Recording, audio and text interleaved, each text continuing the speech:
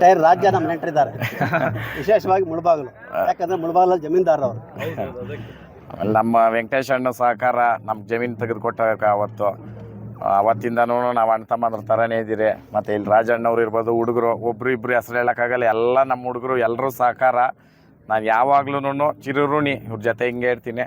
ಮತ್ತು ಎಲ್ಲರೂ ಸಹಕಾರ ಮಾಡಿ ನಮ್ಮ ಮುಳ್ಬಾಗ್ಲಲ್ಲೂ ಒಂದು ರೇಸ್ ಮಾಡೋಣ, ಹಳ್ಳಿಕಾರ್ ರೇಸ್. ಏನಣ್ಣ,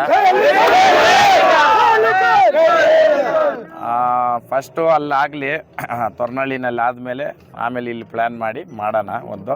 ಅಷ್ಟರಲ್ಲಿ ಅನುಕೂಲ ಇದ್ದರೆ ಎಲ್ಲರೂ ಒಂದೊಂದು ಹಳ್ಳಿಕಾರ್ ಕಟ್ಕೊಡ್ರಿ, ಹಳ್ಳಿಕಾರ್ ಉಳಿಸ್ರಿ, ಹಳ್ಳಿಕಾರ್ ಬೆಳೆಸ್ರಿ. ಜೈ ಹಳ್ಳಿಕಾರ್. ಇನ್ನೂ ಜಾಸ್ತಿ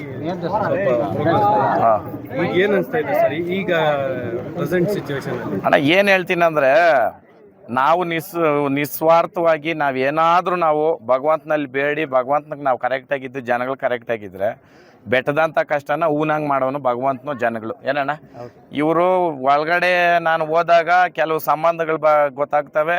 ಕೆಲವೊಂದು ಹುಲಿ ಹೋಗ್ರು ಎಷ್ಟು ಫಂಕ್ಷನ್ಗೆ ಹಾಕಿದ್ದೀನಿ. ಏನಣ್ಣ, ಅಲ್ಲಿ ಕಾಣದೇ ಇರೋದು ಒಳಗಡೆ ಹೋಗಿ ಕಾಣೈತೆ, ಅದು ಮಾಡಬೇಕು ಅಂತ ಮಾಡ್ರು. ಬಟ್ ಅದೆಲ್ಲ ಅವ್ರು ಏನೇನು ಮಾಡಿದ್ರು ಮಾಡಿದವ್ರಿಗೆ ಭಗವಂತ ಮಾಡ್ದಷ್ಟೇ ಮಾಡಿದ್ರು. ರಾಮ ಗೋವಿಂದ ಅಂತ ಅವ್ರಿಗೆ ತೋರಿಸ್ತಾವನೆ. ನಾನು ಹಳ್ಳಿಕಾರ ಬಸಪ್ಪನ ಸೇವೆ ನಾನು ನಿಸ್ವಾರ್ಥವಾಗಿ ಮಾಡಿದ್ಕೆ ಇವತ್ತು ಕೊಂಬನ ಕಳಶ ಇಕ್ಕಿ ನನ್ನ ಮೆರೆಸ್ತಾವನೆ. ಅದನ್ನು ಕೆಲವ್ರಿಗೆ ಅದು ಏನು ಅನಿಸ್ತೈತೋ ನನಗಂತೂ ಗೊತ್ತಿಲ್ಲ. ನಾನಂತೂ ಒಂದು ಕ್ಷಣ ಕೂಡ ನಾನು ಒಬ್ರಿಗೆ ನಾನು ಕೆಟ್ಟದ್ದು ಬಯಸಲ್ಲ, ನಾನು ಬಯಸೋದು ಇಲ್ಲ, ನನಗೆ ಬೇಡ. ಅದು ನಮ್ಮ ಕೆಲಸ ನಾವು ಮಾಡ್ಕೊಂಡು ಹೋದರೆ ಸಾಕು.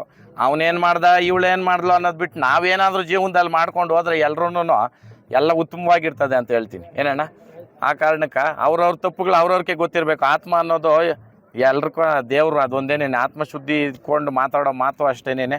ನಡ್ಕೊಂಡು ನಡವಳಿಕೆ ನೇರವಾಗಿದ್ದರೆ ಭಗವಂತನ ಎಲ್ಲಿ ಹೋದ್ರೂ ನಮ್ಗೆ ಸಹಕಾರ ಕೊಟ್ಟೇ ಕೊಡ್ತಾನೆ. ಅಲ್ಲಣ್ಣ.